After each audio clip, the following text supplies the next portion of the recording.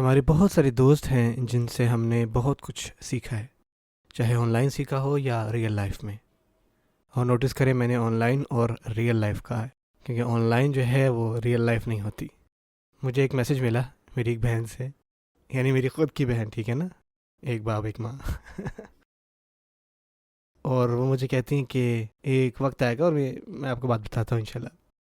وہ مجھے کہتے ہیں کہ، اور آپ میں سے بہت سارے لوگ یہ دیکھیں گے، کچھ شاید جانتے ہوں کہ ایک وقت آئے گا جب یوٹیوب، فیس بک اور ٹویٹر یہ سارے ایک ہو جائیں گے اور ایک کوئی ایسی ویب سائٹ بنائیں گے جو ٹائم ویسٹنگ کا گڑھ ہوگا، جس کی کوئی ویلیو نہیں ہوگی۔ اور آپ بتا اس کا کیا نام رکھیں گے وہ لوگ؟ یو ٹویٹ فیس اللہ تعالیٰ ہماری حفاظت فرمائے۔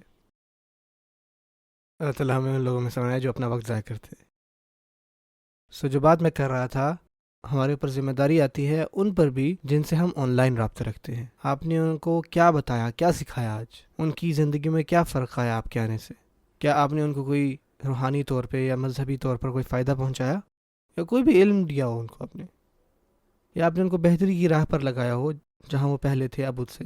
آپ نے کیا کیا ہے؟ اگر آپ نے نہیں کیا تو آپ کو کچھ کرنا چاہیے کہ سب سے پہلے آپ اپنی زندگی کو بدلیں۔ کہ کچھ لوگ، اور آپ ان کے ذرا اکاؤنٹس دیکھیں نا، ہم دیکھتے ہیں کہ بہت سارے اکاؤنٹس، بہت سارے لوگ جو فیس بک پہ پائے جاتے ہیں کہ وہ کس طرح ایک دوسرے سے انٹریکٹ کر رہے ہیں، کبھی بھی کچھ بھی پازیٹیو نہیں کرتے، کچھ بھی ایسا نہیں کرتے جو بینیفیشل ہو۔ جتنا بھی لوگوں سے وہ چیٹ کر لیں یا بات کر لیں یا پوسٹ کر لیں، کوئی پتہ کی بات نہیں۔